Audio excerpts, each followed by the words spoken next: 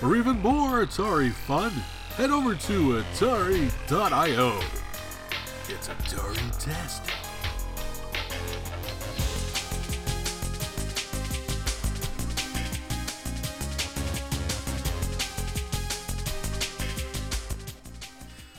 Tapper, the arcade game. I remember when this came to my local arcade, I thought it was the most neatest thing I had ever seen up until that time. Mainly because the cabinet really drew me into the game. It was a really nice wood grain looking cabinet. It had these brass accent pieces on it. And it had these little pull tabs on it for like the bar dispensary things, you know, to pour your glasses of beer and stuff. I thought that was cool. Of course, the one I saw was the Budweiser edition. Luckily, my local arcade got that one. Normally, I guess these were marketed to be put into bars and things like that. And they released another version called Root Beer Tapper for, you know, general arcades, I guess. But luckily, my local arcade got the Budweiser version. It's basically the same game between the two, just have different graphics and things. But what's really neat about this game is it really challenges your planning and your reaction skills. You're throwing these glasses of beer, or sliding them down these bar tops to the customers that are like, you see they're really angry coming down at you and everything like that. So you're trying to appease their thirst by giving them glasses of beer.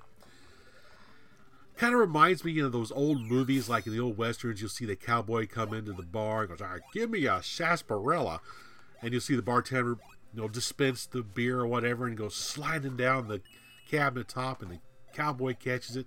That's basically what you're doing in this game, is sliding those glasses of beer down the countertop. I actually tried to slide, you know, glasses across tops of tables when I was a kid. It didn't work out too well, especially when my dad got a lap full of root beer or something like that. But anyway, I'm rambling. One of the things I like about this game is how challenging it is to try to appease all the customers that are slowly coming across the screen, coming down the bar at you, and to gather the tips. You know, they leave tips, which actually makes these dancers come out on the stage, which makes some of the patrons of the bar turn and watch to give you like a break to try to catch up. That was a pretty nice touch. Of course, they do throw their empty glasses back at you every once in a while that you got to retrieve before they come into the bar and fall off. And that's pretty challenging. You know, thankfully, you're able to, once you grab a glass, you don't have to run back all the way to the beginning of the bar again. You hit up or down and go to the next bar top, which, you know, thank goodness for that, because otherwise I'd really be bad at this game. Now, I like the animations of the guy actually dispensing the beer out of the tap and throwing it down the bar top. You know, they got some really great animations in this game. It's a lot of fun to play, and it has different levels as well as you advance. My favorite thing is the bonus level, where you have this, I don't know what they call this guy. I should have looked it up. But this little bad guy comes in, and there's like a row of beer cans sitting on this bar top, and he shakes them all up except for one. You got to pay attention to which one he didn't shake up as he's doing it. And then it mixes them up, you know, like the shuffle thing, like the pea in the pod kind of deal. And you got to try to guess which one is the one he didn't shake. Now, this is the type of game we used to play, you know, in real life with the soda and stuff. We get like a 6-pack of soda. We'd shake them all up and do the exact same thing before this game even came out. So it's a childhood game we used to do. A lot of fun. Messy as heck, too. But if you guess the right one, of course, you get bonus points and guys all happy and all that good stuff. If you guess the wrong one, you get a face full of beer. Pretty funny. And then you advance on to the next level. I think the next level is like a fairground level. There's one where the bars are actually facing opposite directions from the top to the bottom screen, which really makes it challenging. And they got one called the space bar as well. I've never made it to the space bar. I very rarely made it by the fair level. Once in a while I get to the one where you have the two bars facing opposite directions, but I'm not really good at playing arcade games, as a lot of you know, but I really enjoy them. So, Another thing that's pretty cool about this game is there's a hidden Easter egg. No, I didn't find out about this Easter egg until years later when I started reading digital press. And it mentioned about holding down the 1 and 2 player start button, hold down the joystick and one of the tappers, and then a screen would come up and give you credits of who the designers were and all that good stuff. That was pretty awesome. It's easy to duplicate a MAME as well. As you can see, I just did it. Pretty cool. Now, I remember when this game came out for my Atari 2600. Now, as you know, I'm a big collector of arcade ports to my Atari 2600. I've collected them, since I was a kid. Anytime an arcade port would come out on the 2600, I would usually buy it, whether it was good or not. I just like to have the arcade ports in my 2600 library. And of course, I first saw this game at my local, I think it was Hills Department Store. If I remember correctly, I think it was Hills Department Store.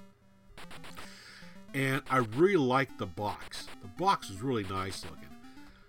So of course, I picked it up, took it home, gave it a try. Now I wasn't expecting a lot because, I realized the 2600 has limited capabilities compared to the arcade. But Sega did a heck of a job porting this game over to the 2600. It's got some very colorful sprites. The gameplay is definitely there. It plays really well. Even has the bonus level, which that's my favorite part of the game anyway. And it's just very enjoyable to play. I really like how they got multiple colored sprites to represent the bartender when you're in the bonus level. That's a great touch.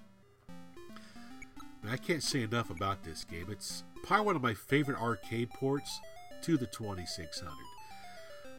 I can play it fairly well. It seems to be a little easier for me to play this game than the arcade game. But it's still a good game overall. So, let's see what came in the box. Here's the box for Tapper on the 2600. I love this box art. Very colorful box. Gives a great representation of the game. As seen on TV, most innovative coin-op game of 1984. Oh man, by Electronic Games Magazine. It was a nomination. Pretty cool.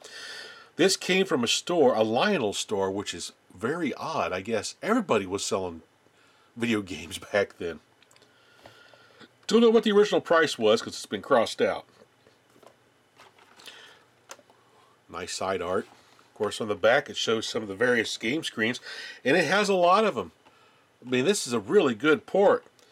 I mean, you have the original starting screen for the bar, then you have the fair, you have the different facing bar tops, which that's a really challenging level. Of course, we have that awesome bonus level. I love this thing.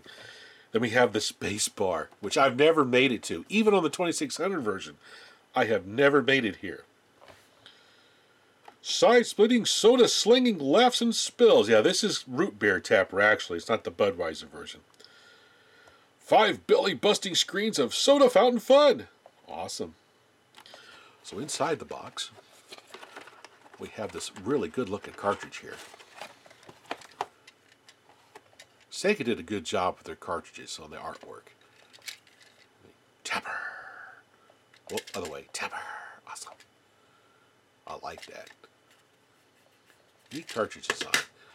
And we should have our instruction manual in here. Yeah, there it is. Instruction manual. It looks like it's a gray and white manual. Tapper. Belly midway. It's Tapper. And it's a fold-out kind of thing. I don't like these kind of manuals. I like the ones with the pages and everything. Care for the fold-out ones. Talks about using your controls, how to play, goes through all the different game screens, gives the scoring. Pretty awesome. Oh, and we got a story. Oh, yeah. We got to read the story. So what's the story say here? It says, you are a frenzied bartender trying to keep that never-ending flow of thirsty customers well-watered. You'll have to keep slinging sodas and occasionally guess which cans of soda the Soda Bandit has shaken. That's what that guy's name, the Soda Bandit. He's probably the Beer Bandit on the arcade version. And if that's not enough, Work for one bartender, try covering 4 different bars with a different crazy crowd in each bar. There's the Old West Saloon, the Jock Bar, the Punk Rock Bar, and the Space Bar. Keep the sodas coming, but not too fast. You better make sure you've got a customer without a drink at the bar, or the drink will slide right off the bar and no self-respecting bartender throws drinks away. Keep your eyes open for the empties the customers sling back your way. Oh yeah. Very, very cool game. And of course on the back, we have advertisements for some of the other games that Sega's put out. You know, Buck Rogers, Planet of Zoom. Oh yeah, I love that in the arcade. Star Trek, which I think I've already done an AtariCade on that one. Congo Bongo. Haven't done that one yet. I don't know. Up and Down. Oh man, Up and Down is frickin' incredible. And Spy Hunter. Yeah, it's not too bad on the 2600. So I like it how, now this is how I learned about other games and their lineup when I would get some of their cartridges. Pretty awesome. The official arcade version, cool. Pretty awesome. So that's Tapper on the 2600. What are some of your thoughts on the arcade version of Tapper or the 2600 version of Tapper or both? Comment down below. Be interested to hear what your thoughts are on this game and how well it was ported to the 2600. Do you like it? Do you not like it? What are some of the things you don't like about it compared to the arcade? Or what are some of the things you do like about it compared to the arcade? Anyway, thanks for watching.